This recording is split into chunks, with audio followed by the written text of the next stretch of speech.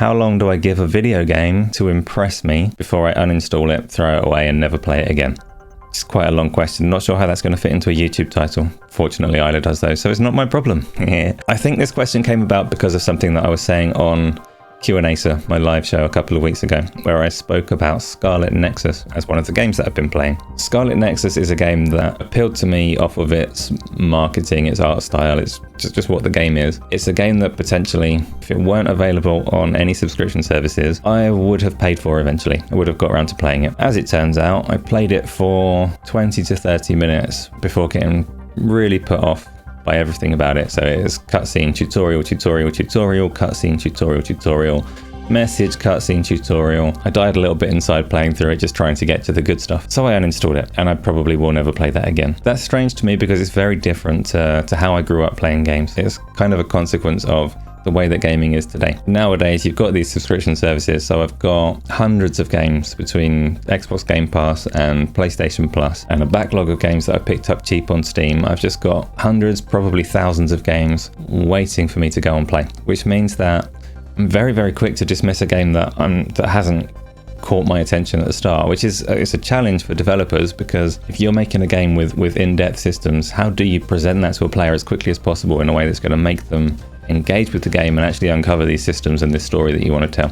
How do you front load it like that? Not like Scarlet Nexus, that's the answer.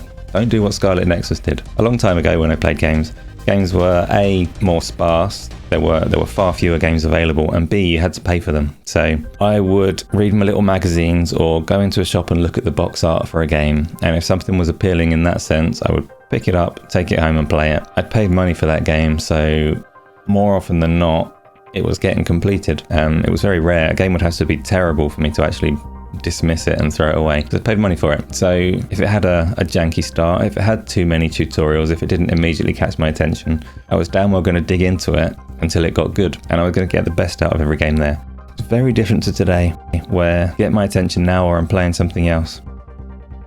I'm playing Octopath Traveler now. I'm about 4 hours into that, and it's very, very likely that I'm going to play that one through, and I'm trying to figure out what it's done that's made it enticing, that's made me want to keep playing it. But I want to play it right now. I'm really frustrated that I'm recording this video. I could be playing Octopath, but here we are. Astra Ascending is springing to mind because that's a game that for me started fairly strongly. By the time I'd finished it after like 40 hours or whatever, I came away quite unimpressed by how that game panned out. But it started strong, held my attention, and after investing a certain amount of time, it got to a point where I was going to see it through, I was going to finish it because I had invested time already. Strange, aren't I?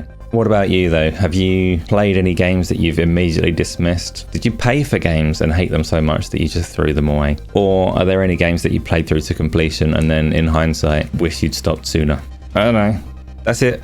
Ask me any other questions. We'll talk about pretty much anything. So leave them in the comments here. Ask me on Twitter. Ask me on Game On Daily, wherever you want. And we'll see what happens next.